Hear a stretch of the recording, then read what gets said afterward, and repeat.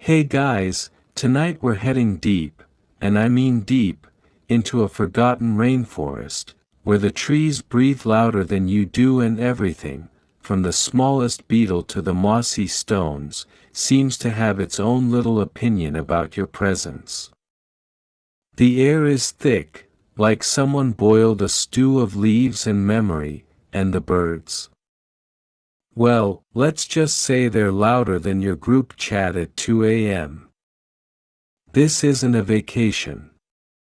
You probably won't survive this, to be honest. But that's okay, because we're not here to win. We're here to wander. So, before you get comfortable, take a moment to like the video and subscribe, but only if you genuinely enjoy what I do here. And hey, drop your city and what time it is where you are. I love seeing where everyone's listening from. Now, dim the lights, maybe turn on a fan for that soft background hum, and let's ease into tonight's journey together. You don't remember when it started raining, only that it always seems to be raining now. A slow, pulsing patter overhead, filtered through 1,000 shades of green. The jungle wraps around you like a wet shawl, clingy and indifferent. The path is gone. It might never have been there. You trudge forward anyway, because stopping would mean listening to the forest. And that, you're not quite ready for. The trees rise like pillars of an ancient cathedral, wide, silent, vaguely disapproving. Lianas swing in the mist like loose wires, and giant ferns lean over you like gossiping ants.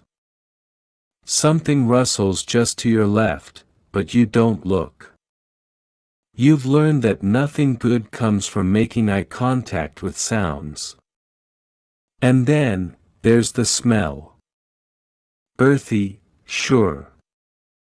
But also floral, like someone spilled perfume on an old encyclopedia. A scholar's mistake, centuries ago, now blooming in fungus and orchids. The rain, by the way, is warm.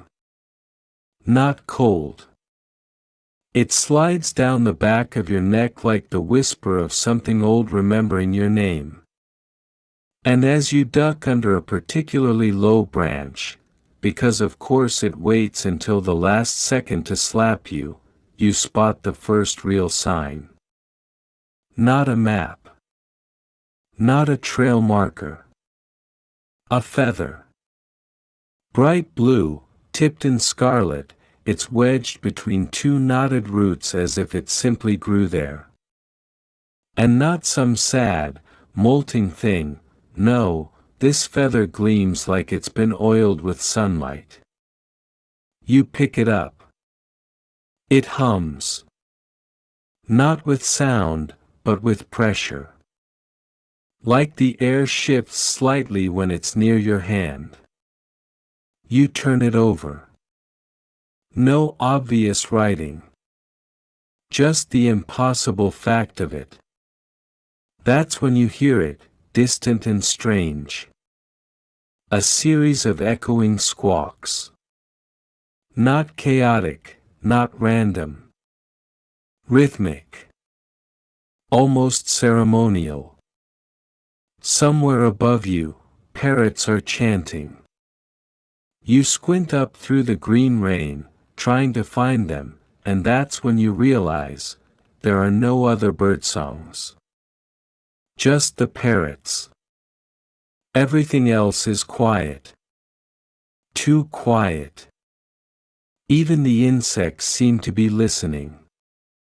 And here's where things get weird. You step forward, feather in hand, and the ground shifts under your boot. Not mud. Not vines. Stone.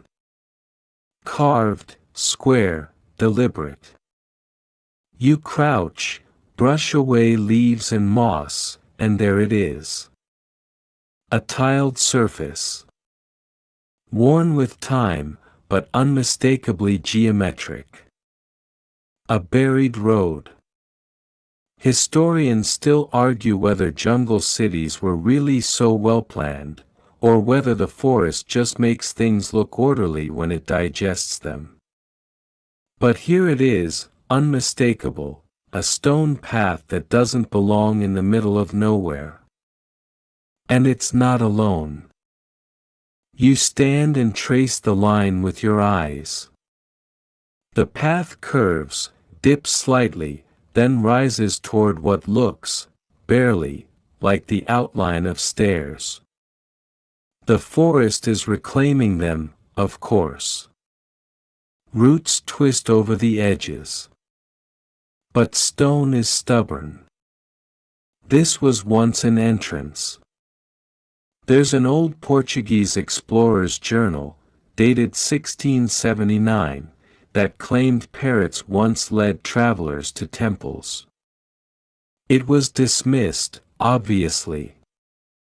Sleep deprivation. Sunstroke. But you're starting to wonder. You climb the steps slowly, the feather tucked behind your ear now.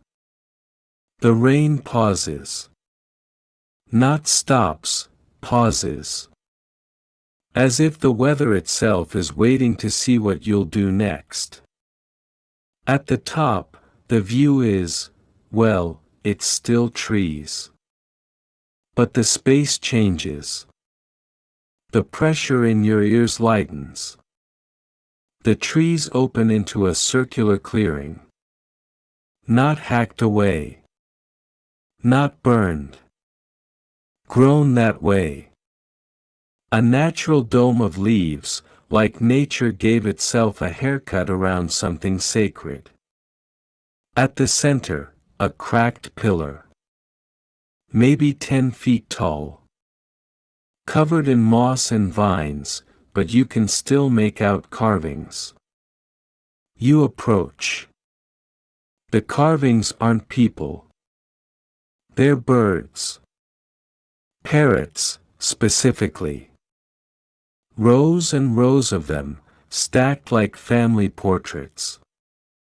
Some perched. Some flying.